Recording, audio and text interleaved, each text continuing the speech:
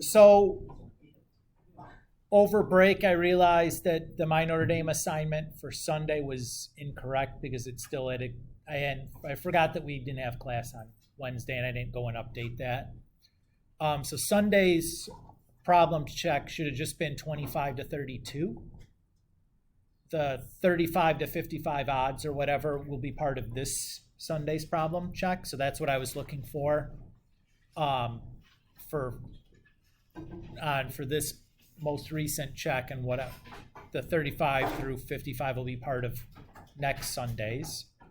So if you got missings or whatever, I adjusted on My Notre Dame now what's up, but wanted to say something. Today we're going to do 14.3. On Thursday we're going to do the homework quiz and the 14 review and make up our half sheet and stuff. So if you're going to be gone on Thursday, make sure that if you're going to make a half sheet, you make it and send me a picture or whatever. So you're still able to use it on the test. Would be Monday then. What was I going to say here? So after chapter 14, seniors, that'll be like your last assessment, will be this chapter 14 test. We're still going to continue to do chapter 15 stuff. You'd be responsible for the chapter 15 stuff on your final exam, but we won't have I don't think there'll be enough time to get you a test. Wait, the last test. Seniors. Hey there. Seniors. Juniors, you're doing chapter 15. We're taking the chapter 15 test. And there's probably still another chapter after that. Exciting. So there's like 2 more tests. I don't know if there'll be a test for the chapter after 15, but there's at least 2 more tests for you because you have 14 that we still need to do in 15. And I don't know if there'll be a third one after that or not. Maybe not. You got a final. And a final. I'm still taking finals. So do I. I forgot to send the email. How's the absences doing? I don't know. That's the big kicker. See, I'm good absence wise. I don't think I'm good. What's your number at? 9. You don't think that with the drops and the doubles and all that jazz you'll get there? No, I think it's gonna be really wishy-washy. Like it's gonna be either like it's gonna be. A point's enough though. Like I know, but I'm just hoping. Plus, I'm probably gonna. Yeah, I think this test is really gonna put me under, guys. Me too. oh boy. We'll have to do a good job next time then with the review, huh? Yeah. Okay. All right. So yeah, that's the gist. Any questions on that stuff? So seniors, after we get the chapter 14 test in the book, probably end of next week, I'll send you out the retake double survey and start putting in the drops for stuff. Everybody will get the drops right away because I can't just drop some people's stuff. It's not set up that way. I have to drop it for everybody or nobody. So juniors, you'll see the drops come in too. You won't get a second bump from drops, but you still get the double later on, or the retake if that's where the route you want to go. How's that sounding to you guys? It's all right? All right. Today, we're going to buzz through 14.3. This is a pretty brief section. There's not a whole lot of new content or a whole lot of new ideas. Basically, we're just going to look at, I think, 4 example problems and get in, get out, and get on with our lives here. Sound good to you guys? All right.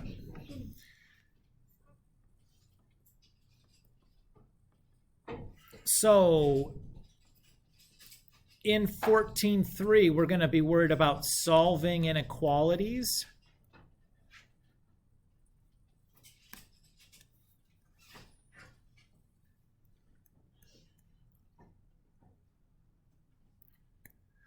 So our first example, x squared minus 4 is greater than 0.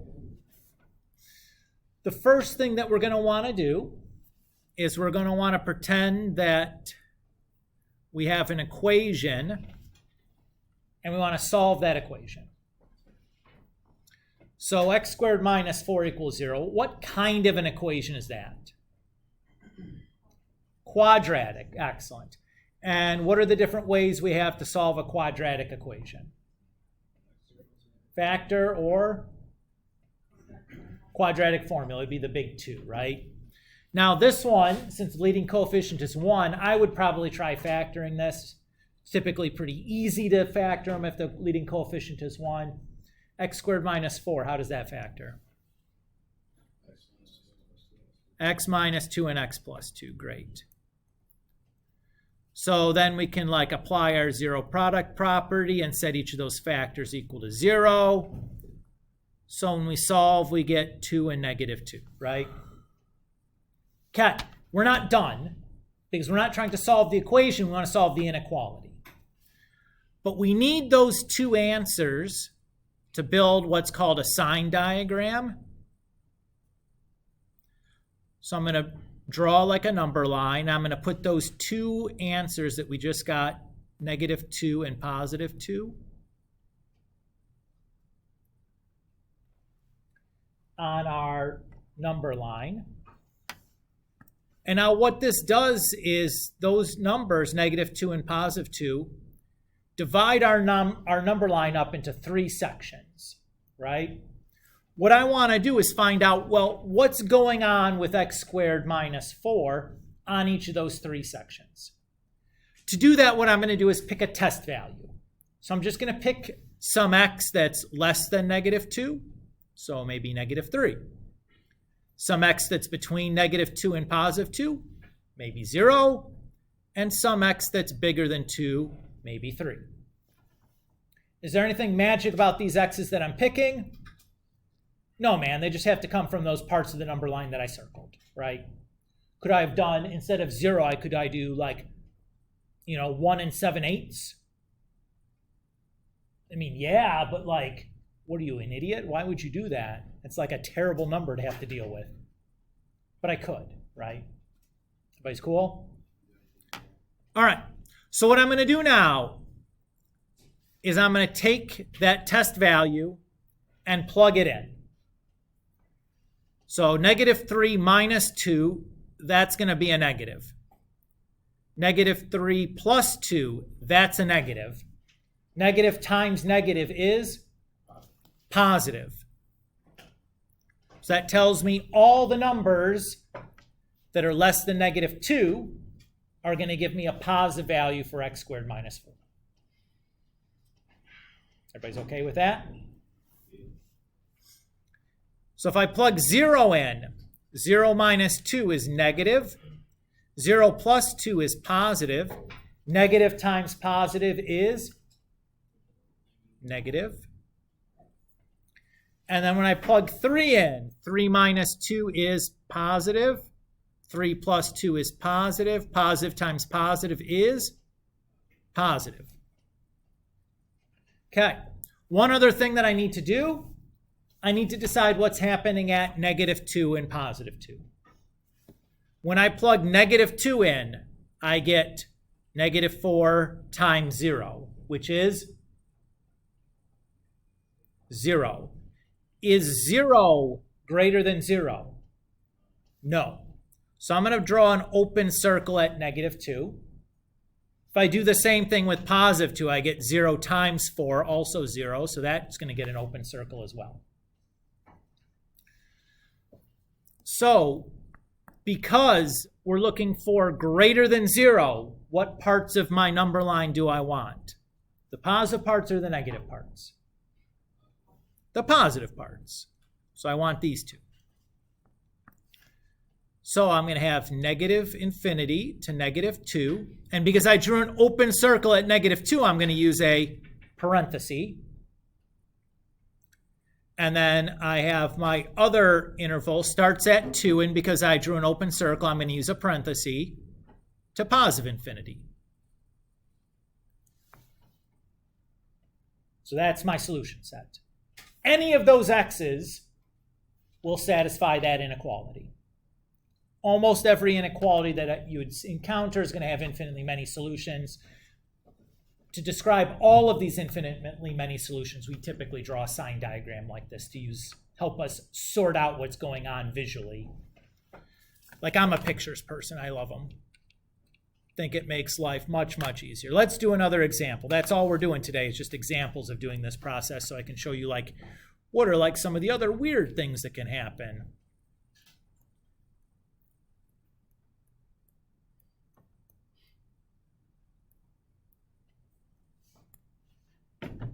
So let's say we have x cubed minus 4x squared plus 4x less than or equal to 0. Again, my first step is going to be to think about this as an equation instead of an inequality. What type of equation do I have here?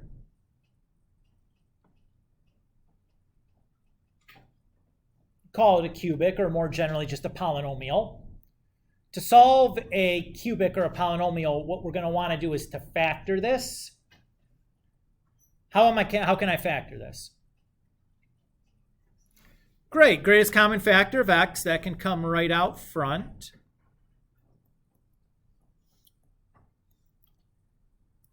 Notice the polynomial we're left with now is quadratic. Leading coefficient is 1, so let's try factoring that. How do I factor x squared minus 4x plus 4?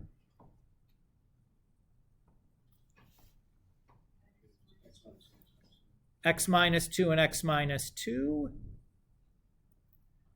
Everybody's cool there? So my solutions would be 0, 2, and then 2 again. Everybody's happy with that? All right. So let's draw our sign diagram. What's the first number I'm going to put on my number line? 0. Why did I pick 0 instead of 2? 0 comes before 2 on the number line, genius. Oh, yeah, okay. Fair enough. Good point. The next number is going to be 2. And after that, nothing, right? Does it matter that 2 happened twice? I don't care a 1 iota about it. All right. So if I plug 0 in for x to here, what do I get? If I plug 0 in for x into that factored form, what do I get? I get 0, right? Because you have 0 times stuff. Is 0 less than or equal to 0? So I should use a filled in circle on my number line at 0. If I plug 2 into that factored form, what do I get? 0. So at 2, I need to also draw the filled in circle. Everybody's happy? I'll pick some test values now. Again, the test values, they don't really matter, but like, make your life easy. Our lives are hard enough. Like, just pick something that's simple to deal with. So the values I picked were -1, +1, and 3. When I plug -1 in, I get a negative times a negative times a negative. Everybody agree? 3 negatives is a negative. When I plug 1 in, I get a positive, and then a negative, and then a negative. That is positive. And when I plug 3 in, I get positive, positive, positive. That is positive. Since we're wanting less than or equal to 0, which sections do I want? The negative section and where it's equal to 0.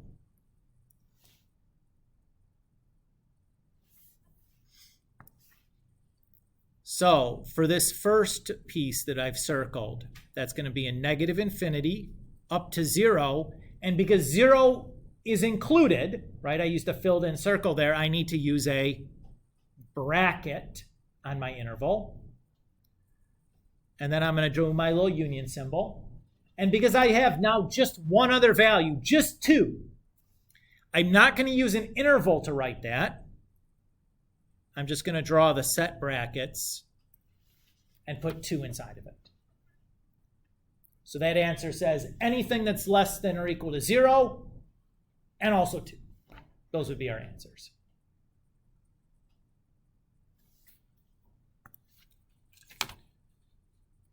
So far, so good. Okay.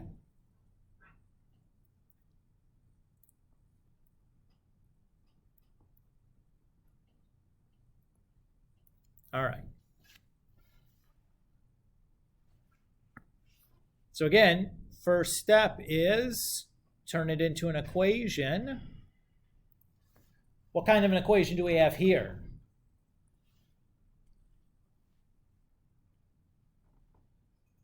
This is a rational equation, right? That's what we've been studying this chapter, have been rational functions. So our process is going to look a little bit different here for a rational. We're going to need 2 things. We're going to need the x-intercepts and then the discontinuities. How do I find the x-intercept for a rational function? You would need to know this to do the homework quiz next class. We set the numerator, that's the top, equal to 0. To find the discontinuities, either the vertical asymptote or the removal discontinuity, we set the denominator equal to 0. Everybody's cool there? Okay, let's draw our sign diagram.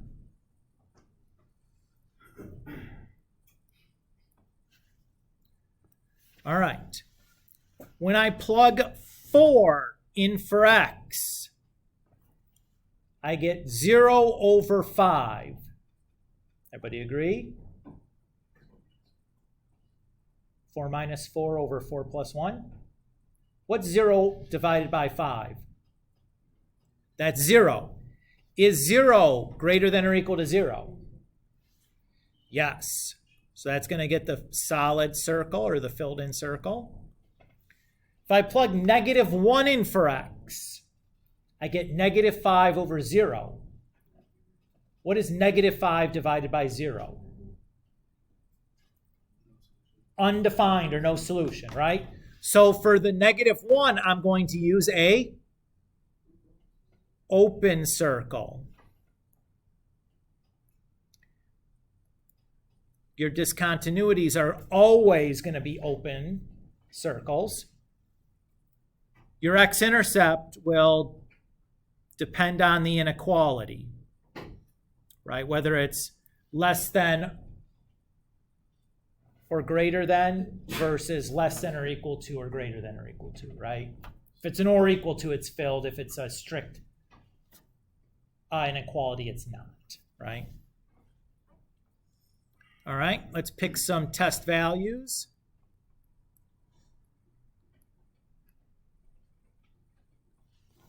So I'm going to pick negative 2, 0, and 5. When I plug negative 2 in for x, I'm going to get negative over negative. Negative over negative is positive. When I plug 0 in, I'm going to get negative over positive. That is negative. And when I plug 5 in, I'm going to get positive over positive. That is, you do too. It's positive. Okay. Since our inequality is greater than or equal to 0, which parts do I want?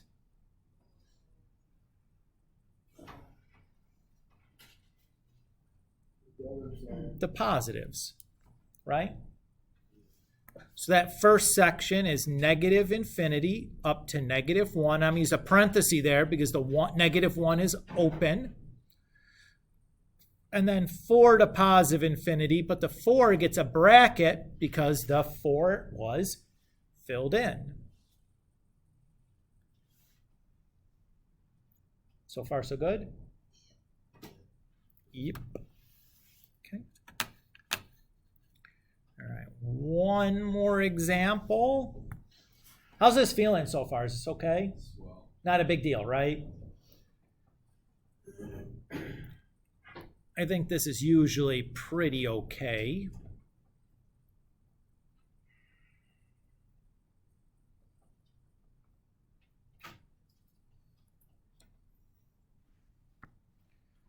Ooh, scary. Square root of x plus 4 over the absolute value of x minus 1. Yuckarooskies. This is kind of like a rational function, but it's not actually a rational function because it also has square roots and absolute values going on. But we're still going to kind of approach it the same way. Our x-intercepts are going to be where the numerator is equal to 0. And our discontinuities are going to be where the denominator is equal to 0. So to solve the square root of x plus 4 equal to 0, we'll square both sides.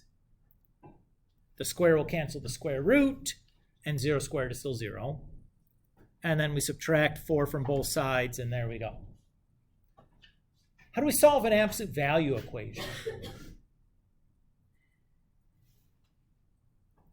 You want to break it into two equations. The first equation is just the same thing you had before without the absolute value. The second equation, you have the same thing you had before without the absolute value, but then you take the negative of the side without the absolute value on it. What do you notice here about these two equations, though? What's the negative of 0? Still just 0, right? So this is really just the same thing. Everybody's okay? I know that some of us are probably taking ACT this spring. Figured reviewing how to solve an absolute value inequality would be potentially useful. Or maybe not. You're like, I'm never taking an ACT ever again. That's okay. You'll just end up taking like a GRE or something else later on. It'll be worse. On my number line, I'm going to draw in a -4 and a 1.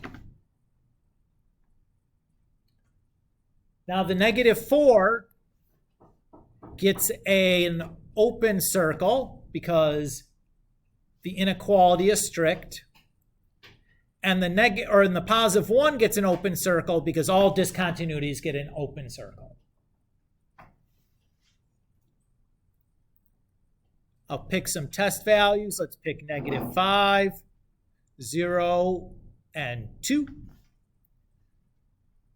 When I plug -5 in for x, I end up with -5 plus 4. That's -1, and the square root of -1 is what? Did you say 0? 2? No. What is the square root of -1? 1. Not 1. It's imaginary. Yeah, that's I. Huh?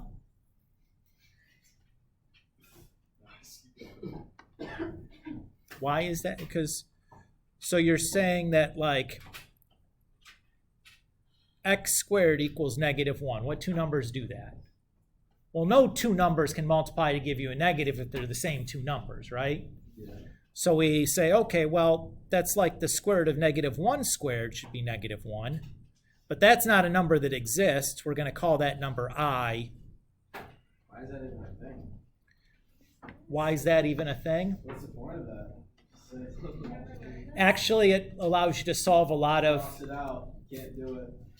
Nothing. Here's the thing. This actually has lots of real-world application. Is it actually? It does. Like if What? you're familiar with... Okay, so electrical engineering, I know, but like solving like electrical engineering problems that involve like circuits. Yeah. This is actually where the idea for the imaginary numbers came from, is trying to solve these equations because you have like a positive and negative flow of electrons in a circuit. So like this ends up actually corresponding really nicely to a real world problem that like is part of our world, because what uses electricity?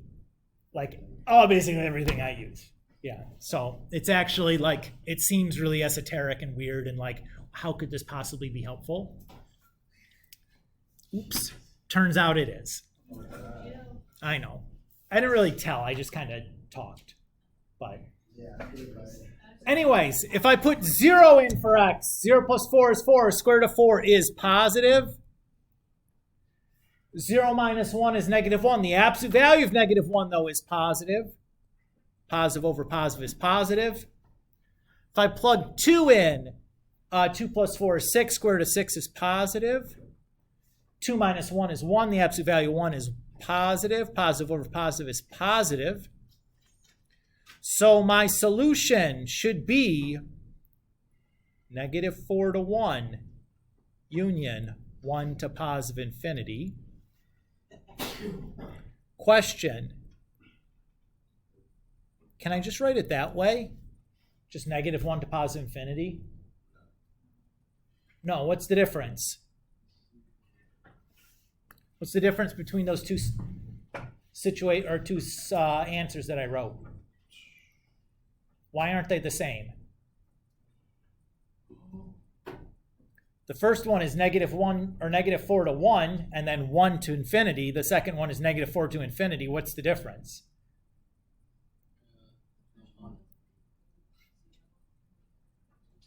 So, yeah, so Kate's got it. The first answer doesn't include the number 1. The second answer does. This one is wrong.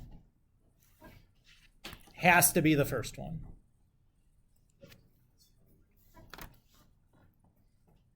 Guess what, though? We're done for today. Yay, right? So is that note card when we do Friday then? Well, I'd like it in the end of the day on Thursday, but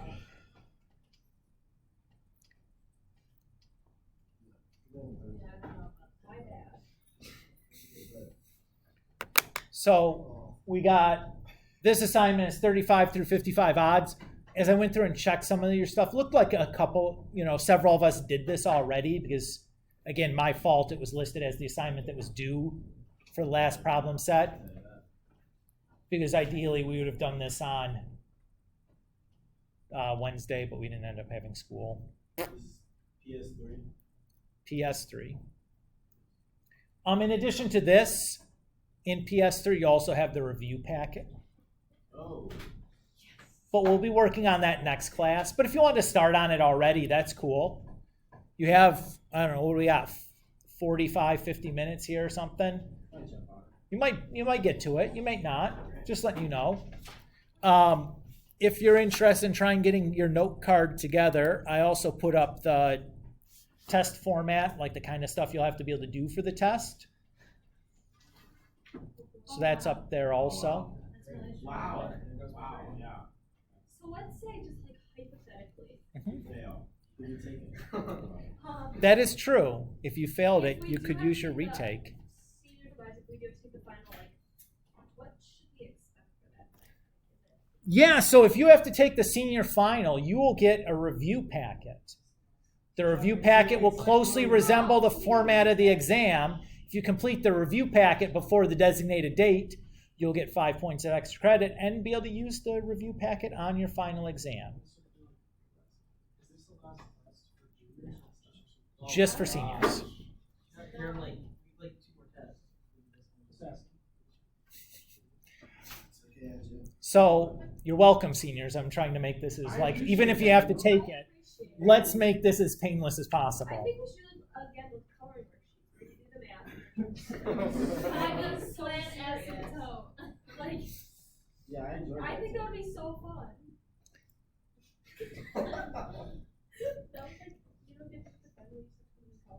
Yeah, be like, what is the remainder of x cubed minus 7x squared plus 5x squared minus 7x plus 12 divided by x minus 7? Only if you use two colors, so you have a. Or maybe like 2 plus 2. And that That's what I'm saying, lady. that number is red. Equals red. That number is Or red. it could be like a really simple picture with only two colors. You get like a 50% chance. Why? There should be 10 colors. No, oh, what? That's just. I don't even know. 0 through 9. No. I think you're gonna Nah. get some slack here. We're tired. It's really difficult to write a lot of questions that all only have like 1 or 2 different answers.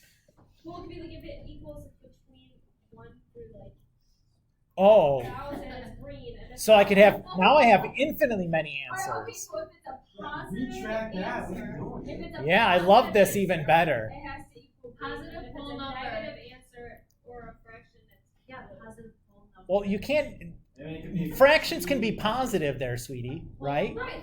No. That's just not how that works. Like you can't have 19 over 7, like that's not an answer you can get. Like a number. That's a bad. That's a bad number. What about 0? Where does that go? Because you did negatives and positives. Just none of them would equal 0. You leave that one away. You leave that one. You leave that one white. White. Because it's the color of the table. Friday. Okay. Let's think about it. Should put an FRQ. What? The answer for online. Like you can't look it up.